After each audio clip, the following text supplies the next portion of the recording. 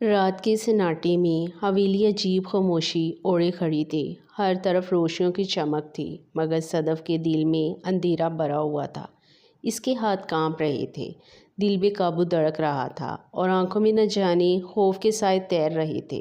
دلہن تیار ہے کیا؟ باہر سے کسی عورت کی آواز آئی۔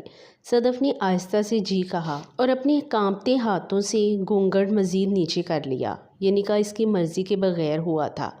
اس کے والد نے ایک امیر خاندان سے رشتہ طے کیا تھا۔ بس اتنا بتایا گیا کہ لڑکا بیرون ملک سے آیا ہے، بہت شریف ہے، اور اس نے صدف کو دیکھتے ہی پسند کر لیا تھا۔ مگر عجیب بات یہ تھی کہ نکاح کے بعد بھی کسی نے دلہے کا چہرہ نہیں دکھایا۔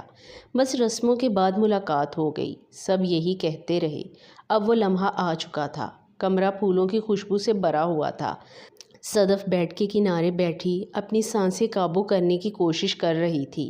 تبھی دروازہ چرچراتے ہوئے کھلا۔ بھاری قدموں کی آہٹ سنائی دی۔ وہ شخص آہستہ آہستہ اس کے قریب آیا اور پھر خاموشی سے اس کے سامنے بیٹھ گیا۔ صدف کا دل جیسے سینے سے باہر نکلنے لگا۔ اچانک اس نے دھیمی آواز میں کہا، اب تو گھونگھٹ اٹھا لو۔ یہ آواز سنتے ہی اس کے جسم میں بجلی سی دوڑ گئی۔ یہ آواز وہ کبھی نہیں بھول سکتی تھی۔ کانپتے ہاتھوں سے اس نے گھونگھٹ اٹھایا اور پھر سامنے موجود شخص کو دیکھ کر اس کی چیخ نکل گئی، تم؟ اس کے سامنے وقاص بیٹھا تھا، وہی وقاص جس کی موت کی خبر 2 سال پہلے پورے شہر میں پھیل گئی تھی۔ صدف کے ہاتھ سے دوپٹہ گر گیا، چہرہ زد پڑ گیا۔ یہ نہیں ہو سکتا، تم مر چکے تھے، وہ کانپتے ہوئے بولی۔ وقاص کی آنکھوں میں عجیب اداسی تھی۔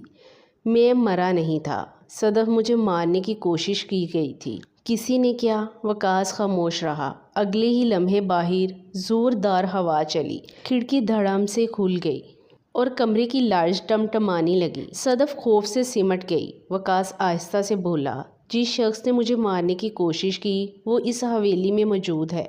کیا مطلب؟ وقاص نے نظریں اٹھا کر دروازے کی طرف دیکھا، اور شاید وہ ابھی بھی ہمارے دروازے کے باہر کھڑا ہے۔ اگر آپ اس کا پارٹ 2 دیکھنا چاہتے ہیں تو کمنٹ کر کے بتائیں۔